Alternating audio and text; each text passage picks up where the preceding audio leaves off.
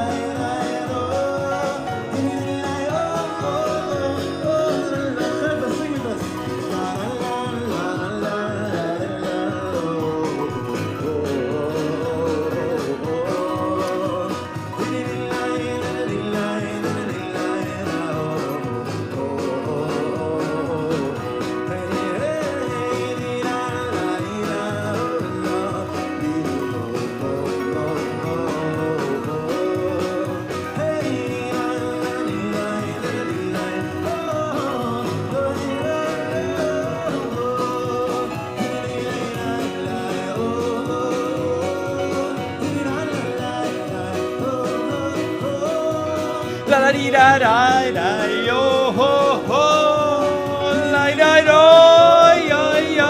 yo. I could sing that all night. How are you, my holy sisters and brothers? That was Rabbi Shlomo Katz from Efrat outside of Yerushalayim. How are you this evening? Let's light up the darkness.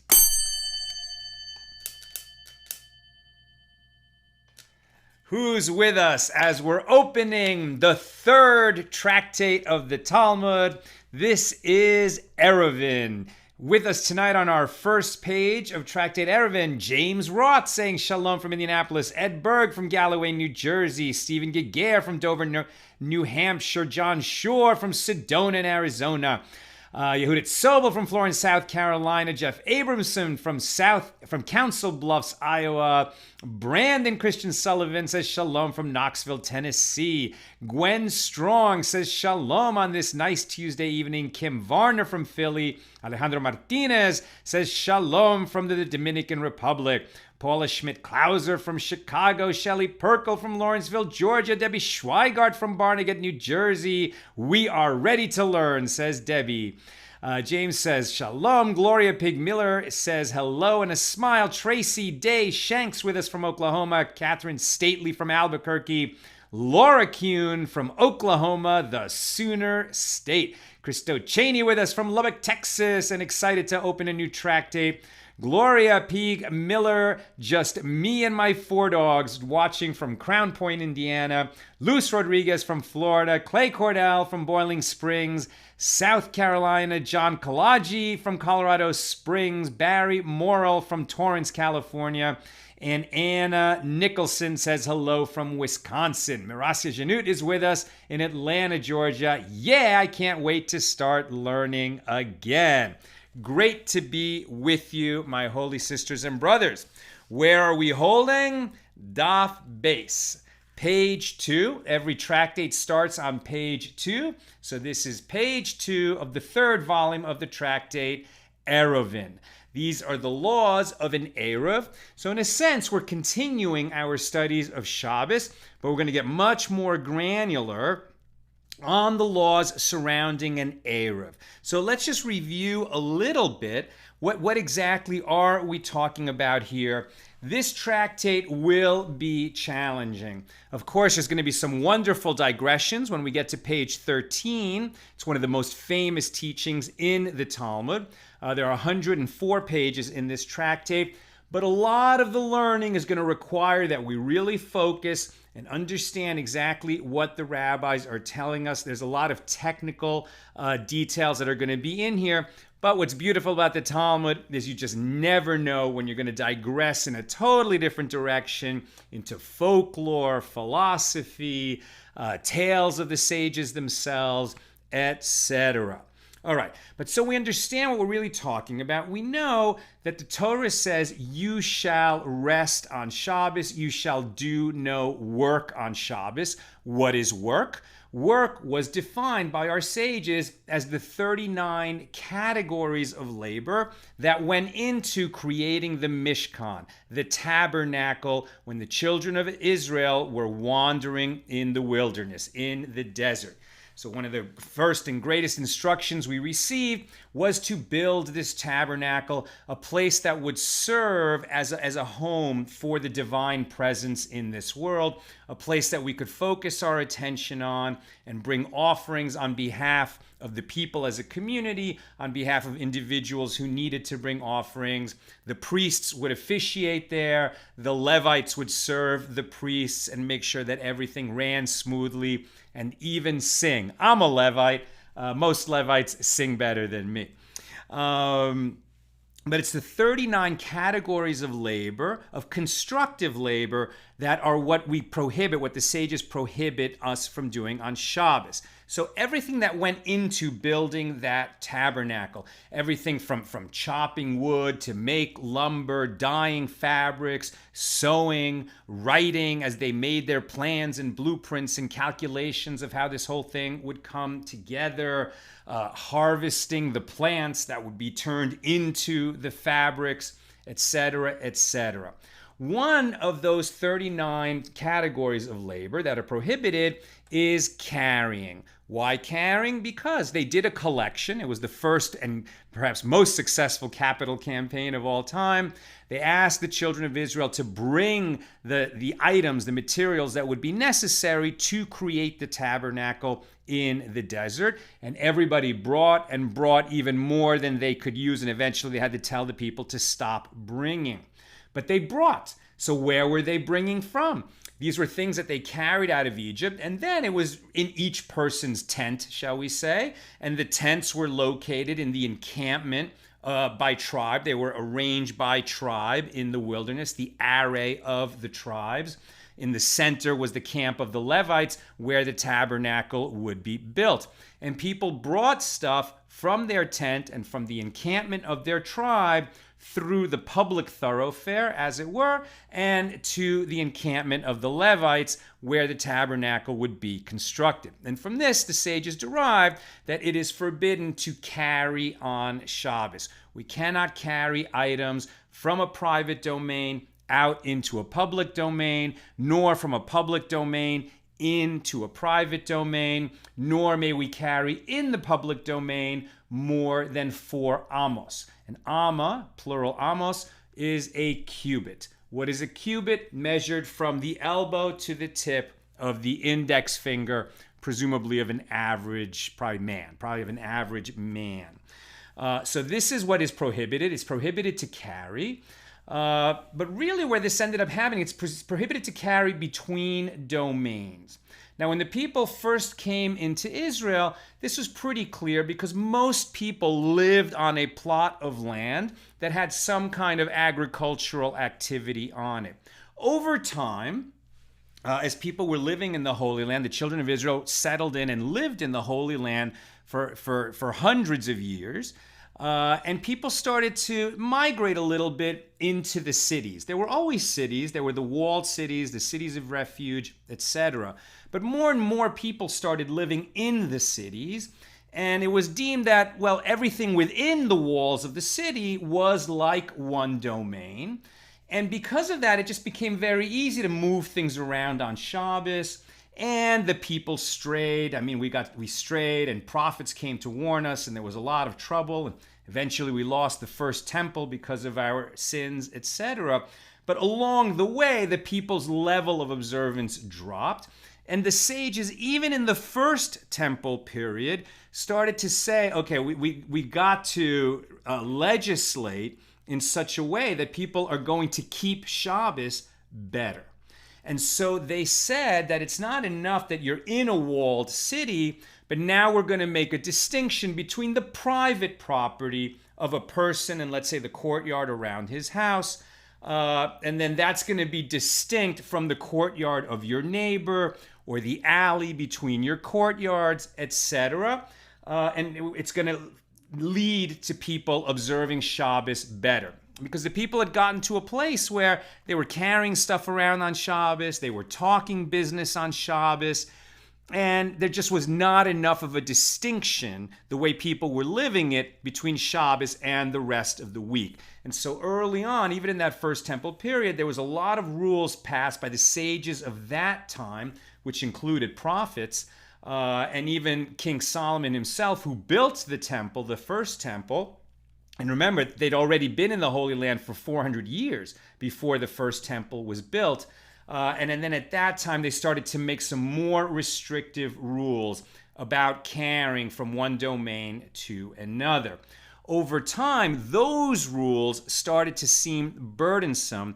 And like any lawmaker in any era, you have to balance the policy objectives that you're trying to achieve by passing the law with the burden that it lays upon the people and the fact that they might not respect the laws if they are too burdensome. And they became too burdensome, and so by the late Second Temple period, the sages are on the scene, the rabbis are on the scene, as opposed to the earlier sages who were prophets and judges. The later sages, the rabbis as we know them, started to say, all right, we have to ease up a little bit. And so the law of an Eruv, to have a legal device by which we can join some of these public areas together by creating legal partitions that surround them and allow people to carry within this area called the Eruv, made it easier to observe Shabbos, and it augmented the sanctity and the restfulness of Shabbos. So that's the background, how we get into the study of Eruv and what it's for and what it means. And then some just basic terms that we have to keep in mind. We understand generally what a public domain is and what a private domain is, but these terms, of course, have definitions, and they'll come up over and over again. But basically, a private domain is one that has walls around it that are at least 10 tefachim high. A tefach, plural tefachim, is a hand breadth. So from a hand breadth. So from the width of the thumb to the pinky, that's a hand breadth. And so you have to have a partition around a private domain that is 10 tefachim high. So you might maybe 40 inches, a little bit more than a yard, surrounding that private domain. We saw that you can also have a pit, and its walls are about 10 handbreadths high, or it can be a mound, and there has to be an area in the middle of either the mound or the pit, or whatever is this private domain. It has to have a minimum area of 4 by 4 handbreadths, and this division from what's outside of it, either the walls of the pit or the walls of the mound, or generally speaking, some kind of wall or fence, or something that is going to take the place of a wall or a fence, a figurative wall or fence, if you will, rather than a physical wall. A public domain is going to be like a public thoroughfare. That's the classic one that we're going to imagine. It's going to need to be at least 16 cubits wide. Cubit, measuring from the elbow to the tip of the finger.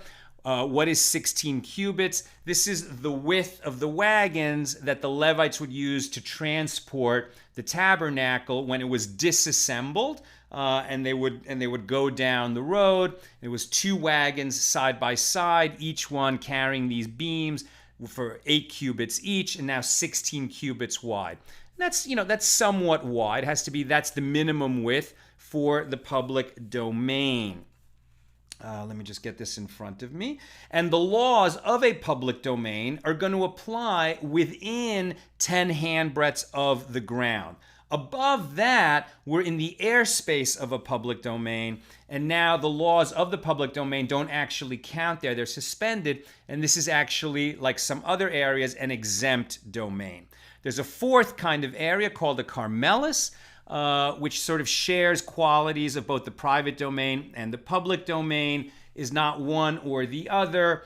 Basically, it's a rabbinic construct. It has to have at least a 4x4 handbreadth area, but it is not surrounded by walls. And so here we think about fields and lakes and areas like that that are not bounded.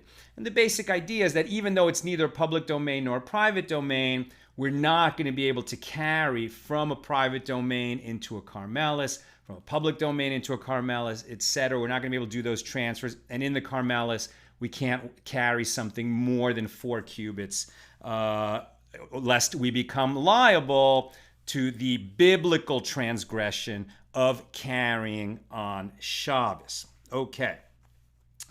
Now I explained that the laws had become too strict. The rabbis were easing up on it a little bit. They were creating devices like the Eruv, an innovation over time to make Shabbos more livable. But it's important to understand that the rabbis never innovate out of thin air. Any ruling that they make is always going to be solidly sourced in the Bible. If they can't find a verse, they use exegetical principles to sort of tie verses together, link one verse in one place to a verse in another.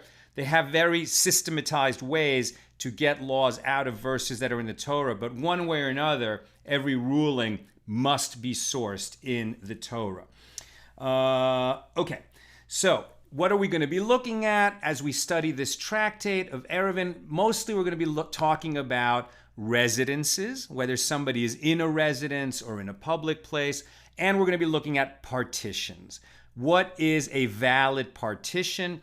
We've heard the word mechitza. Some people have heard the word. If you go to an Orthodox prayer service, the men and the women will sit separately, and there's a mechitza between them. The word, though, just means a partition, and in the context of Eruv, we're going to see that a partition is simply like a fence that surrounds. For example, we saw in Tractate Shabbos that if there was a well in a public place, it becomes a problem to take water from the well and bring it out, because the bottom of the well is its own private domain since it has walls around it. And when you take water out of the well and take it out of the well, and now you're standing in a public domain, you transferred water from private domain to public domain. But people need to be able to take a drink on Shabbos, so what they would do is they would make a fence around the wall, around the well, with enough room for people to stand within the wall. Now it's all a private domain, and you could take the water out from the, one part of that private domain into this other private domain within the walls that surround that well,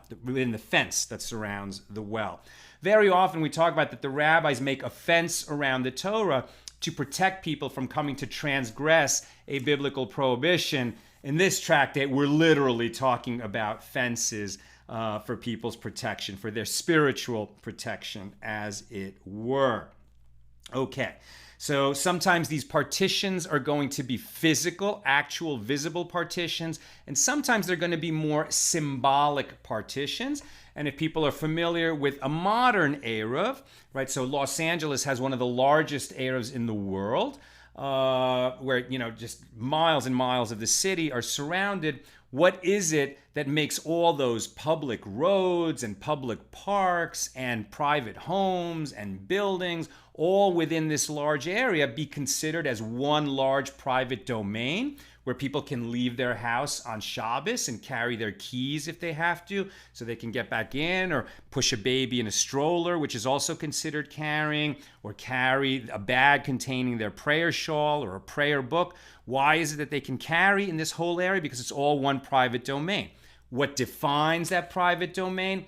A system of strings and posts. So the string, usually fishing line, acts as a very small but distinct crossbeam above posts, right? And so that everywhere you go, there are posts. The fishing line is usually strung on light posts around the city, but the light post won't count unless we define it somehow as part of the Eruv. And so what they will actually take is usually some black plastic tubing and attach it to the light post up to a certain height.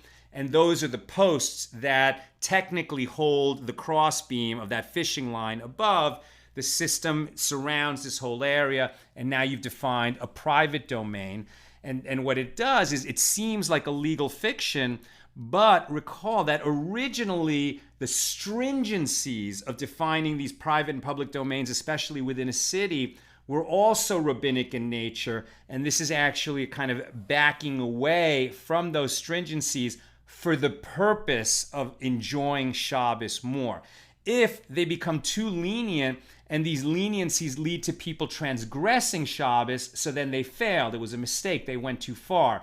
And they're always trying to balance, making it stringent enough that nobody violates biblical prohibitions and lenient enough that people can really enjoy Shabbos without feeling that they're burdened by these laws. All right, that's some background on the general principles of Eruv that we're going to be looking at in this tractate. So let's get into the first Mishnah. The first Mishnah of chapter 1, here in Tractate Eruvin on page 2, concerns a three-sided alley. So to understand that layout, it was very common in sort of Talmudic times that people lived in dwellings. They were houses. They were basically houses, and each house had a courtyard. Sometimes they were multi-family houses. Sometimes they were single-family houses. And each house had a kind of a yard, a small yard. And then these yards would open into a larger courtyard. Or sometimes there were like sort of almost like 3-4 houses within a courtyard. Sometimes each house had its own courtyard and open up into an alley. Or sometimes there were a few houses sharing a courtyard, and then there were a few of these courtyards that would open into an alley. So at any rate, the alley would join a few private domains. So there were a few of these private domains around the alley, and they would all open up into the alley. The alley only had one opening at the end. Imagine there's 4 of these courtyards all opening into the alley. And then the alley itself, it's closed on 3 sides. And at the end of the alley, it opens up onto the main road, right? So clearly the main road is a public domain. It's a thoroughfare. It's wide enough. A lot of people move around there.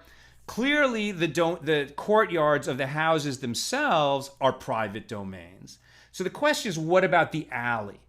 People don't use the alley to get anywhere because the only thing you can get to in that alley once you leave the main road is into these private courtyards. So it would certainly be convenient if the people could carry, food or a loaf of bread or a drink when they go to their neighbor's house, right? The neighboring courtyard, and you would go through that alley to get there. So they would like to be able to carry in that alley. But the rabbis had established that alleys like this, unless they are corrected, would be prohibited to carry there because it gets too similar to people doing business and transferring stuff back and forth. So if they're going to correct the alley and make it permitted to carry there, they have to do it in a symbolic way that is going to remind everybody that it would be prohibited to carry in that alley if we hadn't used a legal device to render that all our courtyards are going to be sort of joined into one large private domain and all intersecting in this alley between the yards. So we have to correct that alley in some way and render it a private domain with openings into these other private domains. And that's what we're talking about now. What are we going to do to render that alley, which would otherwise be prohibited to carry in, how are we going to make it permitted to carry there? So the Mishna tells us, So the Mishna tells us that if you have a 3-sided alley with courtyards opening into it, the sages made this like a public domain where you cannot carry unless you adjust it by placing a crossbeam over the entrance. So there's going to be, let's say, 2 buildings that abut, that are at the end of the alley, right? And then they're the corner houses, let's say, the corner lots that have fences there at the corner. And when you go past the corner houses, then you're out into the main thoroughfare, the main avenue, as it were. So the alley opens between these 2 corner properties, and we're going to place a crossbeam atop those from one corner property to the other corner property, and that's going to act as an entranceway. It's going to define that this alley is now going to become a private domain, and this crossbeam over the corner posts is going to make it like that's the entrance to this private domain. Now the sages are going to disagree. The rabbis are going to disagree with Rabbi Yehuda. The sages are going to say that if that crossbeam at the mouth of the alley, the opening of the alley, is higher than 20 cubits above the ground, and that's pretty high, right? So it's a foot and a, let's say a cubit is about 1.5 feet. So 20 of those is 30 feet. So that if that crossbeam is higher than 30 feet above the ground, the sages are going to say it doesn't count anymore. Why? Because people don't look up. We know people don't look up. People always look in front of them. They look down. People don't look up. So they're going to sort of forget that that crossbeam is there, and they're not going to have an awareness that this alley has been adjusted so that we can carry there on Shabbos. So if it just happens that the corner properties, let's say, are 5-story buildings where and to put a crossbeam between them is going to, at the top, is going to be way up above 30 feet. So then it has to be adjusted somehow. One way would be to lower that crossbeam. Find a way to hang it so that it's only 20 cubits or less above the ground. Rabbi Yehuda is going to disagree. He's going to disagree with the other sages. And by the way, if you have questions or comments, please put them in the comments, and I'll come to them at the end of the class, which is coming up, not too long. So you lower the beam. Rabbi Yehuda says you don't have to lower the beam. It can be up very high. People are going to disagree as to how high Rabbi Yehuda would actually allow it. Some say 40 cubits, some say 50 cubits, and some say kind of unlimited, saying 100 cubits, which is really a hyperbolic way of saying as high as you want. But the question is, what are they basing their disagreement on? I told you that everything the rabbis say is going to be sourced somehow in the Torah and in the tradition. So the rabbis will say that it can't be higher than 20 cubits because the entrance to the sanctuary was 20 cubits high. That would actually apply both to the tabernacle in the desert, and once the temple was built, the entrance to that inner sanctuary. When the temple was built, there was like an extra room added. In the tabernacle in the wilderness, there were only 2 rooms. There was the sanctuary, and then further in, the Holy of Holies, where the Ark of the Covenant was kept. That was a portable structure, like a tent that they would put up and take down when we wandered around in the wilderness. And then eventually, when we got into the Holy Land, the tabernacle stood for several hundred years. Eventually, it got old, it got ratty, and it got replaced by the Holy Temple. King David wanted to build it. He sort of picked the spot in Jerusalem where it would happen, but he did not merit to construct it himself. Rather, his son, King Solomon, built it.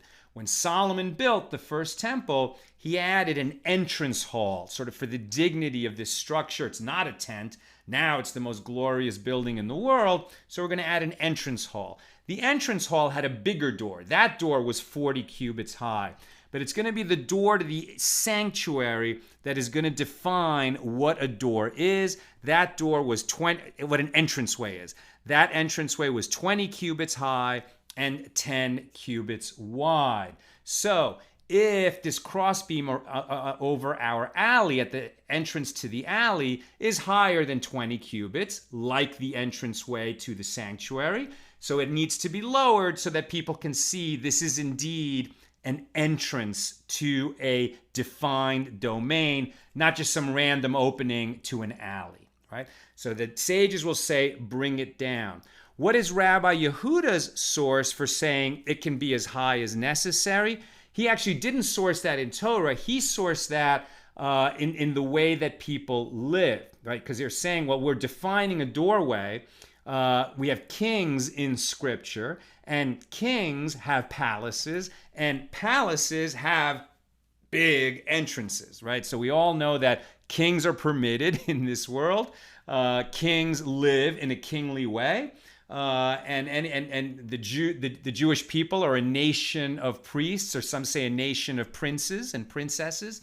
And so we can define an entranceway the way that any king or queen would, and that entranceway could be massive and it could be very tall. So Rabbi Yehuda will say it can be as tall as you want, or some say only 40 cubits high, like the entrance to that outer entrance hall once the temple was built. But Rabbi Yehuda was overruled. And so the law is like the rabbis, that if that crossbeam is more than 20 cubits high, we need to lower the beam. That's the first teaching in our Mishnah. Let me pick it up over here. Okay. With respect to the width, we know that the width of the entranceway to the sanctuary in the Holy Temple was 10 cubits wide. So the rabbis will say, okay, if the alleyway is more than 10 cubits wide, you're going to have to diminish that width, right? You're somehow going to have to diminish it. You could put like partitions on either side of the alley so that the actual effective entrance is only 10 cubits wide or less.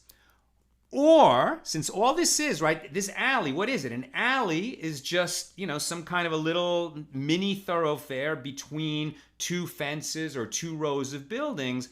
It's not really an entrance the way we define entranceways to a home or to a palace or to a warehouse, to some kind of a building, right? To some kind of a domicile, some kind of a structure. So if you can create the form of a doorway, then it won't matter how wide it is. So what is the form of a doorway? The form of a doorway is that you have two doorposts and a beam across the top, right? So if you have sideposts and a beam, so that defines a doorway. And once you've defined a doorway and made it look like a doorway, now it doesn't matter if it's more than 10 cubits wide. That alley can be made into a place where you can carry. That Eruv will work, and we can carry in the alley. Okay, so that's the Mishnah. Now the Gemara starts to comment on this Mishnah, and it notes that this disagreement between the rabbis and Rabbi Yehuda with respect to rendering an alley into a place where we can carry by having a crossbeam. The rabbis say 20 cubits above the ground or less. Rabbi Yehuda says it could be higher. Parallels a dispute between the rabbis and Rabbi Yehuda in the area of the sukkah. So a sukkah, during the fall festival of Sukkot, we dwell in sukkahs, in Sukkot. Right? So and we commemorate that at Rosh Hashanah is the new year. We're all judged. Yom Kippur, we all go through our atonement. And then 5 days after Yom Kippur, we have this fall festival holiday of Sukkot, when we remember that we wandered in the desert and God took care of us and sheltered us with the clouds of glory from the sun and fed us manna every day for those 40 years. And we lived in these portable structures called booths, places that it would not be safe to live in, that you couldn't call it a house, except that God was taking care of us. And so even living in such a flimsy structure, we were able to survive for 40 years. And so we live for a week in a sukkah.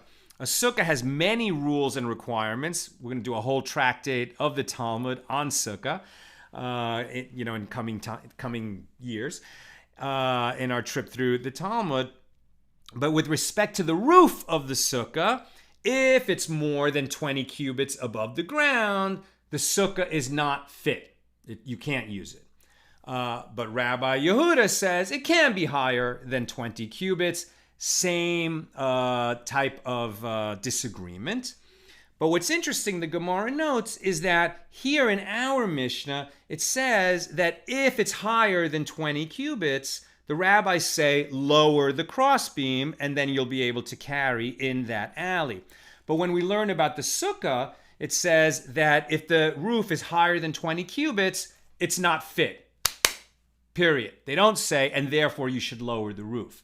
So the Gemara here asks, why this change of language? Why, with respect to the laws of the sukkah, if it's higher than 20 cubits, the sages simply say it's unfit. But with respect to rendering an alley as a place where we can carry on Shabbos, if the entranceway is higher than 20 cubits, the rabbis say lower the beam. Why this difference? And so one answer is because when we're talking about a sukkah, this is an obligation. It's a commandment to dwell in the sukkah during the holiday, the festival of Sukkot.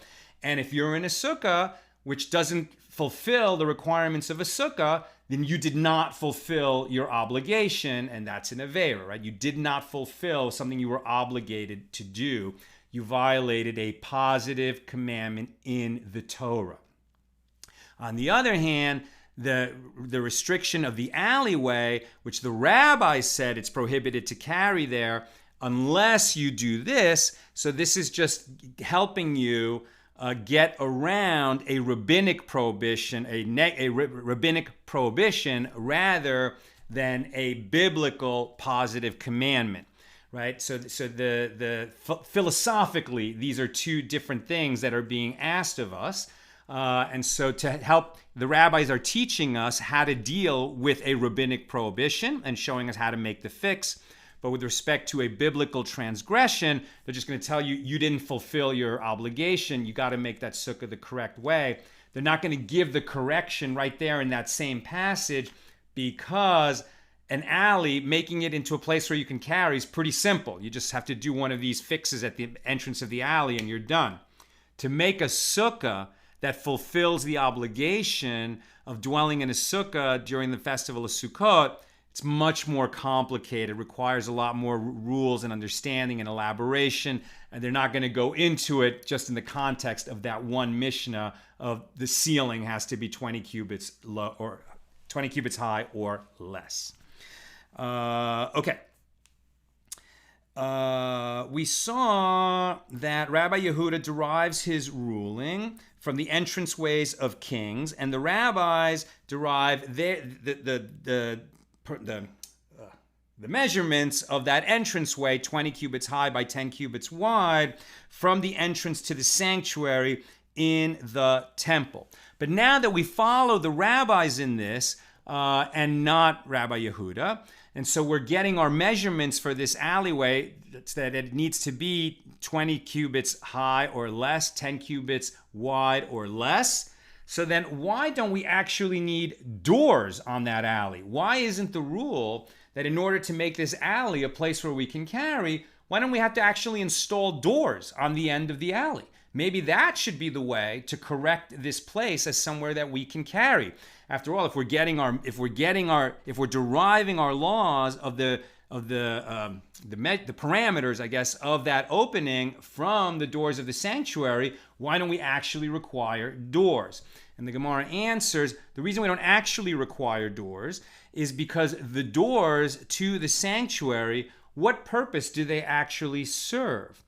Sometimes the priests are doing their avodah, their worship, the work of the worship of Hashem inside that sanctuary, and they need privacy, and they close the doors. But that's not inherent to the practice. In fact, those doors need to be open for any of the services that are outside the sanctuary to be valid. In other words, there has to be kind of an opening between the sanctuary and the courtyard of the temple where the sacrifices are slaughtered, for example, before they're offered up on the altar. Those doors need to be open. So from this we learn that what defines an entranceway is not the doors per se, but rather the doorway. The sideposts and the crossbeam on top is what defines an entrance, not whether or not you have swinging panels in that doorway. Now that we've said, okay, so we're defining it as a doorway, and we said that according to this, if it's wider than 10 cubits, so we need 2 posts and a crossbeam. But elsewhere, we've learned that Beis Shammai and Beis Hillel, the followers of Shammai and the followers of Hillel, disagree. We saw this in Tractate Shabbos, about how to render this alley into a place where we can carry. Beis Shammai said you need 1 post and a crossbeam across it at the top. And Beis Hillel said you only need a side post of the doorway, of the entranceway, or a crossbeam across the top. You don't need, so in the case of where it's wider than 10 cubits, and we're going to correct that and render it as an entranceway, but with this legal device of adding the form of a doorway using sidepost and crossbeam at the top, we don't need two sideposts and a crossbeam. According to Beis Shammai, we just need one sidepost and a crossbeam. And according to Hillel, and we follow Hillel, Beis Hillel, the law is according to Beis Hillel, we just need either a sidepost, just one of them, or a cross beam. So it seems like we've really watered down what is necessary in order to render that alley a place where we can carry. Nonetheless, that's how it is. And we understand that the rabbis are being lenient in this situation because they're backing away from earlier rabbinic prohibitions. Now, we don't do that, right? Modern rabbis don't have the authority to back away from established prohibitions of the sages. But the sages of the Talmudic period, the sages of the Mishnaic period, they had that authority because they saw that the people who came before them had really gone a little too far, and it was causing people to be less observant, less Shabbos observant, less respectful of the tradition.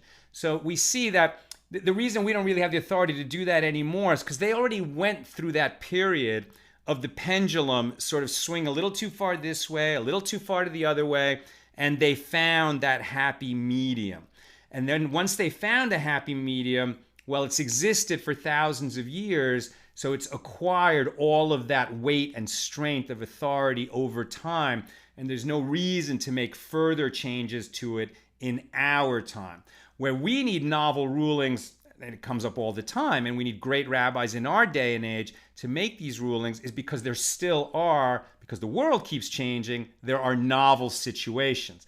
And then they're going to look to the Torah, look to the tradition, look to exactly what was the philosophy underpinning all of these earlier rulings so that they will understand how to rule in this new situation that our ancestors never could have contemplated.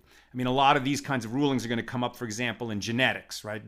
DNA splicing was not something that was ever possible thousands of years ago. So when questions like that come up, they're going to have to figure it out. Okay. We did that. Okay, we've covered what I needed to cover here. We've got a little bit of background into how we are entering this tractate, the Eruv. We understand that there were earlier rulings that were too strict, and now the rabbis are backing away from it just a little bit. It's still going to take a lot of thoughtfulness to create these joint public domains where people can carry and can sort of enjoy their Shabbos together and take a loaf of bread across the street to a friend's house, etc. But they're not going to be overly permissive, and we're just figuring out what those balance points are. Okay, let's look at some questions and comments. Bill Eldridge says, that reminds me, my parish paused its capital campaign due to the coronavirus. Got to remember to suggest that passage about the collection of the tabernacle for the service when we restart. Very good. Botek Michael says, reset on how to celebrate Shabbat. Very applicable today. Thanks. Bill Eldridge says, so you mentioned that a field would be a Carmelis, but to make sure I understand the principle, if the wall is encompassed by a fence or a wall, is it in fact a private domain? Yes, the answer is yes. So if it's a field surrounded by a fence, like you can imagine, like an enclosed field that on a ranch where the animals graze, that's very large, but it's going to be a private domain. Now that's subject to certain, nothing is so simple, right? And we'll get to that later. But there's also much, and the ocean is considered a Carmelis, and a lake is considered a Carmelis, and a river is a Carmelis. We're going to get into more of that later, but yes, you've got it. Lucy Ram Johnson, do you have to have the intention to build an Eruv and define it as such, or if the beam happened to be there creating an arch, would it create an Eruv? That's such a good question. I'm not sure. I definitely have to think about that. sometimes people have a situation in their house just relating to sukkah where like they sort of got almost everything they need in, kind of like a three-sided courtyard with some beams over it of a pergola. And so all they have to do is put the roofing over it, and basically creates a sukkah. But then is that all they did? I mean, at least they took the definitive action of putting the roofing over the beams, and then they had to make sure that the beams aren't overly thick that would invalidate the sukkah. But yeah, I could definitely imagine situations where the Eruv just works. And I think if it works, it works. I actually do think that. As a pious person, you'd have to make sure that it works. Take a good look at it and make sure that it satisfies the requirements of the Eruv. But for example, all of Jerusalem has an Eruv. I think Greater Jerusalem has an Eruv. And I think that the walls of the old city of Jerusalem define an Eruv as well. They need to be checked. I mean, it's not so simple. I want to think about your question a little bit more. I'm certainly not any kind of an expert in Eruvin. So I want to think about that a little bit more. I'm not sure. It seems to me that you've got the right idea, but I got to think about it. And finally, Bryna Bloomfield. Do any of these post and beam archways require a mezuzah? I don't think that you need a mezuzah for an alley. You definitely do need a mezuzah for the gates of a city. But when we're talking about like the fishing line, right, that's strung around the whole Eruv, that's another good question. I'm going to look that up. But I will share that, there's this wonderful picture of me and my mom when we were there, like 2005. And anybody who's been to Jerusalem, if you go visit the old city and you go in the Jaffa Gate, there's a very beautiful, large mezuzah right there at the outer gate. And, you can touch it and kiss your hand like you would entering any private domain. And you certainly, for your home, it's not just the front door of your house. It's all the doorways of your house, including the inner doorways, right? So bathrooms don't, but every other room or archway within a home gets it. And then we have an archway over our driveway, and that does have a mezuzah, right? So we have a mezuzah in that archway. We'll talk more about mezuzahs when we get there. I got to think a little bit more about how mezuzahs intersect with Eruvin. But then I heard this great story from a guy named, I'm not going to say his name. All I'm going to say is that he placed a mezuzah in a place in Jerusalem, because it's actually, he told me this privately. I'm just going to say he placed a mezuzah in an archway in Jerusalem where people didn't think there was one, and where some might object, and he put it sort of within the stone of the archway and mortared it over, just so that it should have that spiritual protection for that particular place in Jerusalem. That's all I'm going to say. I should have even said that. Okay, that's what I've got for us today. With God's help, we'll be together again tomorrow, and we'll continue with Daf Gimel, page 3 of the third volume of the Talmud tractate.